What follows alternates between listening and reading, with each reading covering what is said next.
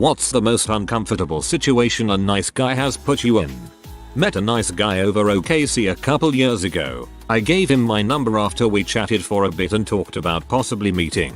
When he suggested we meet at a local elementary school in the middle of the night, I noped the frick out and told him it was nice talking to him but I didn't want to meet anymore. He kept trying to convince me by saying he would buy me gifts. He really likes me and thinks we could hit it off. When I told him no, he blew up and called me a B, a W, the usual. He tells me that I now owe him $15 because he had already bought me a present for our first date and that I needed to meet him right now to give him his money. Or I could meet him and have a good time and forget about all of this. Blocked his number right away and didn't hear from him until the next day when he calls me from a different number. When I picked up, he acted pleasant and asked me what time we were going to meet today for our date. I told him to frick off and blocked him again. Then I get a text a couple hours later from another freaking phone number saying that if I don't meet him, he was going to kill himself. After a bit of unnecessarily dramatic conversation, I basically told him that I didn't care if he killed himself.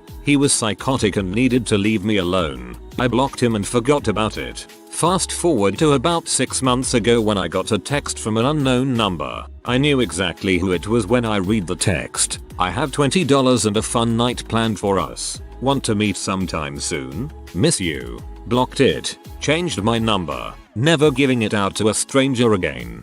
A whole $20. Oh. There was a guy in high school who had a crush on me. He was never shy about it, and from day one he made me feel really uncomfortable. He'd ask me out multiple times a day, always in front of my friends, who didn't help because they'd always egg me on to go out with him. I was the new kid in school and they'd all been friends with him since elementary school. When I kept saying no, he assumed it was because I was seeing someone else, so he started telling people I was sleeping with random guys in school. I wasn't. I had no interest in dating any of the boys I went to high school with. Anytime I tried to tell him to stop doing that, he, and anyone else around for that matter, said he was just joking and I needed to lighten up. It all came to a head at the homecoming dance my junior year. He was a senior, so it was his last homecoming. Apparently, the day before homecoming he told one of my friends that he'd asked me to the dance and I said yes. He had not asked me. I never had any intention of going to the dance. He kept going on to my friend about how special he wanted it to be, that he spent all his money on tickets, gas, new shoes and a corsage. My friend was so excited for him that she went over to his house the day of homecoming and helped him get everything ready. She also told all our friends what was going on, so everyone was under the impression I was going to the dance with him. Let me also add, no one checked with Emmy that I was going to the dance, so this was all going on without my knowledge. He told everyone that I was going to get dropped off by my parents, so he and all my friends waited outside for me. They waited for 3 hours. Apparently anytime my friends told him to come inside and that I wasn't coming, he'd start tearing up and say, just 5 more minutes. So of course I show up to school on Monday and everyone was furious at me. None of my friends wanted to talk to me. I sat alone at lunch for 3 days completely confused about what was going on before some girl I'd never talked to before asked me why I'd stood this guy up. So I went up to the guy when he was alone, asked what the frick he'd done, and he just started laughing hysterically and said, if you agree to go out with me I'll tell everyone it was just a misunderstanding. Never talked to the guy again. It permanently damaged my friendships with several people because they thought I was a massive butthole to this guy who they thought was really sweet. I had to get a ride from a friend my junior year of high school. For some reason I didn't have my car. I don't remember all the details. He stopped about a mile from my house and pulled over onto the side of the road. He told me he had a dream where we had made out and that I was a really good kisser and he decided I could either walk home from there or kiss him. I'm a big dude and at my first semester at a university, I came in as a junior. There was this guy that was just way too freaking into me and he was super creepy about it. The dude would just sit uncomfortably close to me. Like if I was sitting on a chair, he'd sit on the armrest. Or if I was talking to someone, he'd place himself directly between me and the person I was talking to. It was annoying.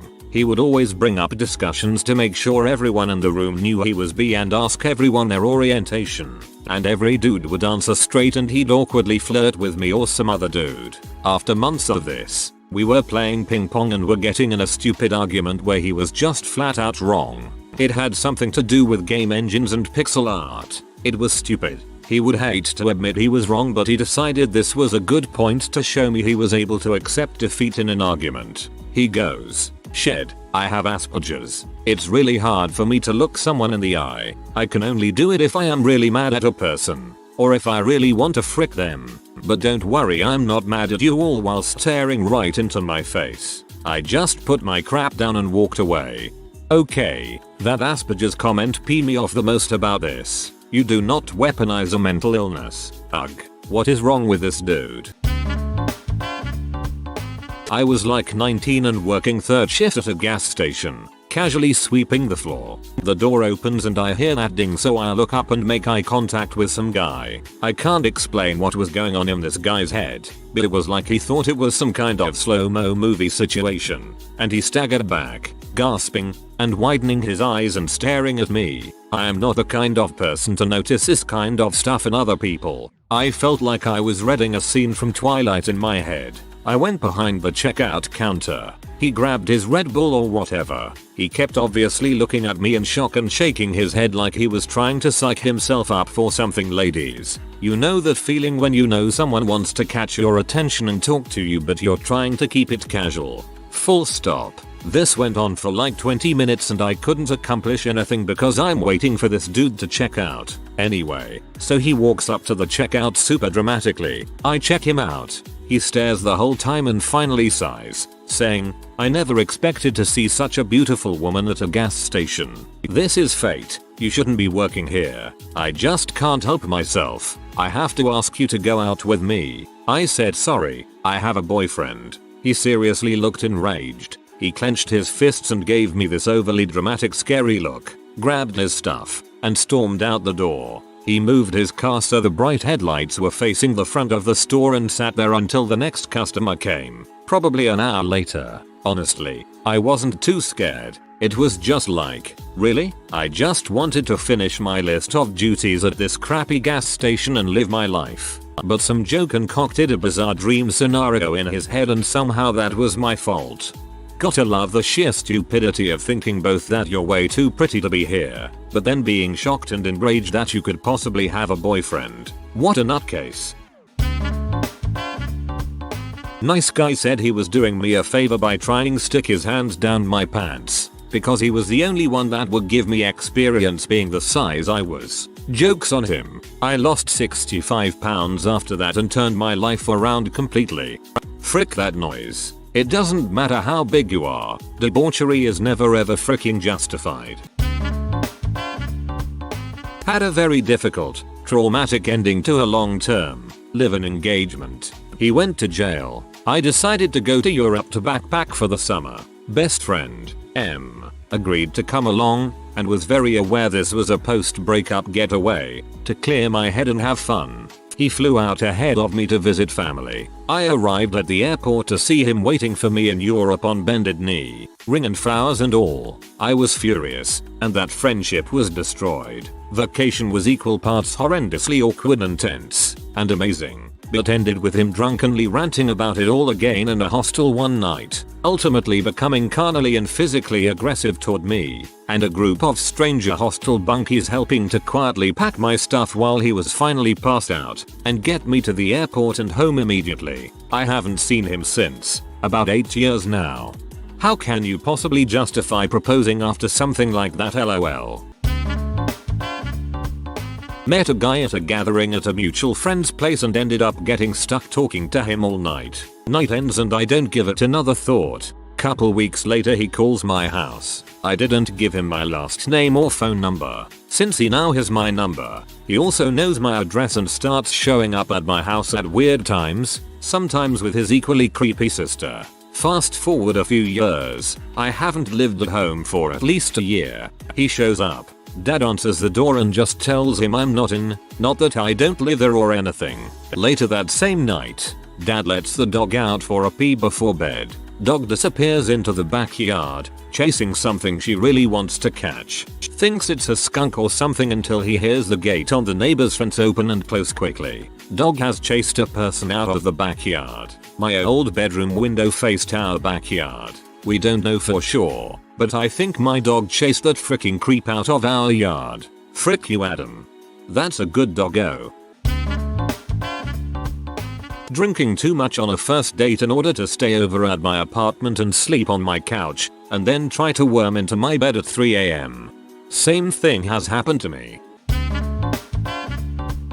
I knew this kid in 9th grade who seemed like a nice enough dude. Let's call him Frank. We became friends over our mutual love of video games, with him seeming to be a lot more invested in the friendship, but like I said, he seemed harmless. One day, I invite him over to my house to play games on my PlayStation. We have a good enough time, him continuously talking about how he's so happy to have a friend who likes video games and is a girl. Red flag, I know. I get to school the next day, and during class, my friends tell me that Frank went and bragged to anyone that would hear that I invited him over and that he heard I was easy and brought a condom just in case. Being an angry and petty teenager, I walk up to him during lunch period, in front of a bunch of guys, and called him out for what he said. He began stuttering, but before he could finish, I told him he was a creep and to never talk to me again. Cut to a few months later, and I'm called into the vice principal's office. I get there, and she asked me if I was friends with Frank, and I responded that we used to be. She asked what ended our friendship, and I explained the situation to her. She looks at me and says that's not what he told us, but I think I know who's telling the truth. Turns out that after I ended our friendship, Frank fixated on another girl, only to discover she had a boyfriend. Frank decided the best course of action to get rid of the boyfriend was to pull a knife on the kid in the hallway and threaten him. Security of course gets him and discovers he only had a butter knife. Still, he threatened someone, and so he was called into the principal's office, whereupon he explained that the only reason he pulled the knife on this guy was because he was so heartbroken after I dumped him following our 6-month anniversary and fell in love with this other girl because she treated him right. He got suspended, but since it was close to the end of the school year, he just never came back and transferred schools the following school year. Good riddance. I considered him a friend. Stayed at his apartment when visiting his town. He slept in the living room, I in the bedroom. When it got late, he started making jokes about how he had hidden the bedroom key and that I should get ready for him. I spent the night half awake and fully dressed from sheer fear. In the morning, I packed and wanted to leave, but he wouldn't let me go without having a goodbye kiss. He physically blocked the door so I couldn't get out. I tried to play it off and somehow managed to squeeze by him without getting kissed, but it was a terrifying experience, and that was the end of our friendship. Well, that is just something else. Holy heck. A good buddy of mine was moving across the country. Had known him for a while, and while he's very gay, and I'm not, we were still pretty close friends. He had his going away party, a very gay bar here in Austin. No big, I'm comfortable in my being straight. I'll go and have a few drinks, dance a little and go home with my girlfriend, who went to the party with me. Well, we get there, and about 20 minutes in, she gets a text that her friend's sister had been in a bad car accident, so she leaves to go help her friend. I decide I'll stay for another hour or so before heading home. I'm at the bar, having a drink, and I start to feel tired, so I'm going to go outside and call an Uber. As I'm outside, one guy from the party group, but who I didn't know at all, asked what was going on, and I told him I was leaving. He was like, dude, I live right by you, I'll drop you off. I didn't think about it at the time but would have no clue where I lived because we barely had been introduced at the party. I get in his car, and as we turn the corner, he puts his hand on my leg. I kinda snap out of it, and say, you know what man, I'm uncomfortable here. Why don't you let me out of the car? I get the whole nah bro, I'll get you home safe, it's fine. And won't stop, doesn't pull over, comes up to a stoplight. I try to open the door, and the door won't open. He won't look at me, and by this point, I'm saying very forcibly to let me go. I normally conceal carry, but not this night since I was in a bar and I was drinking. both illegal to carry a gun while doing so. After a few more lights and silence where I realize that he's taking me somewhere against my will, I realize that I have a window breaker on my keychain. It's one of those combo thingies that can cut a seatbelt and break a window if your car is underwater. So I pull it out and immediately break the passenger side window at the next light and try to start crawling out. Luckily, there were like 8 people that saw it happen and came running over. He still wouldn't unlock the door. When he saw them running over to help, he opened the door and pushed me out and sped off. He was in a stolen car, and no one knew him at the party. He had just started associating with our group early on and I thought he was part of the party. It was scary crap. I worked for a few years at a children's museum. There was this single dad with 3 daughters, who was cute but way too old for me, especially at the time, when I was 19 and he was about 35. I also got a weird vibe from him, but he was always very sweet, if a little uncomfortable. His daughters were adorable. The following events happened over probably a 6-month period. One day, some guest approaches me and asks me if I've seen this missed connections on Craigslist about the museum. It was about me. The guy was writing about things we had talked about and was saying how good we would be together, etc. Thinking back, I honestly think that she must have been friends with the guy, because it was too weird that she approached me out of all the other workers, then asked me what I thought about the guy who wrote the ad. Later, he found me on Facebook and tried to add me. I didn't add him, and the next time he was in the museum, he followed me room to room and just glared at me from afar, not talking to me. Super uncomfortable. I thought it would be easier just to add him, so I did. Then he starts commenting really weird cringy obscene stuff on my photos, like a gif of Pikachu biting his lip, or just fap, so I decide enough is enough and deleted him. Then he tries to win me back or something. He brings a wrapped canvas to the museum and gives it to my boss saying it would be too weird to just give it to her, and my boss calls me down later and makes me open it in front of everyone. It was a very fun workplace and we loved to rip on each other, and it was a painting of one of my photos from Facebook. I was so mortified. I put it away, but one of my co-workers, and also my best friend, replaced the clock in the break room with my portrait, because she is a dong lol. While it was funny, I also asked my boss to kinda watch out for him, so from then on I didn't see him anymore, and I blocked him on Facebook, so I think I'm safe. Out of all the weird crap he did, the Facebook comments are the most baffling. Fap is the worst possible thing. I bet she would be into imagining me at my computer desk, masturbating in the dark while stalking her Facebook.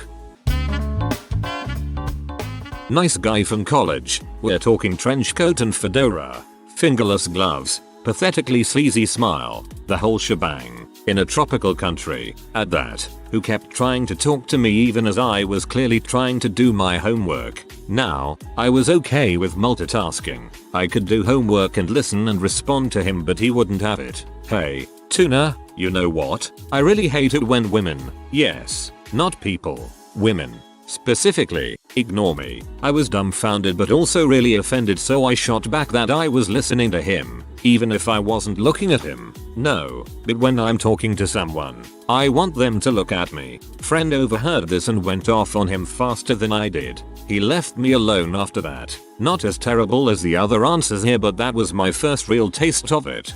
It's amazing how Andy Bernard's voice immediately appeared in my head as soon as I read "Hey, Tuna."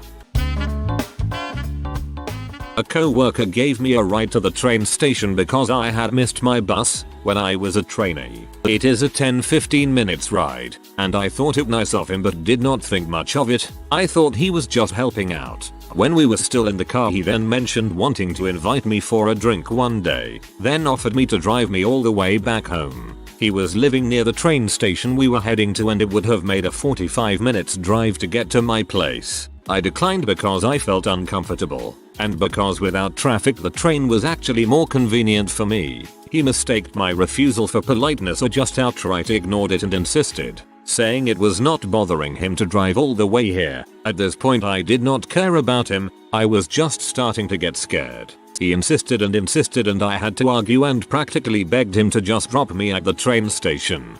finally mentioning that my dad was waiting for me anyway at the terminus, and pretended we could have a drink someday, and he let it go. But it all happened as we were driving in the highway, so I really felt trapped and it was really uncomfortable. Thankfully it was my last week here and I avoided him the last few days I worked.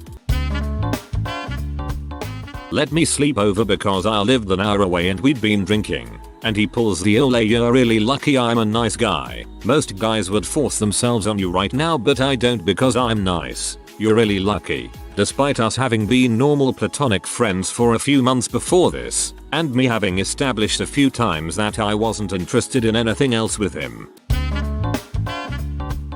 I wore a V-neck t-shirt, not a deep cut V that actually shows cleavage. A cotton athletic tee with a college logo on it that was basically a crew neck but just happened to have a V-shaped neck. My ex-boyfriend, very religious, told me it was rude of me to tempt him so he would fall from grace and want to sleep with me. He kept making comments and passive-aggressively shaming me the rest of the night. I had just come home from the gym and was wearing sweatpants over jogging shorts.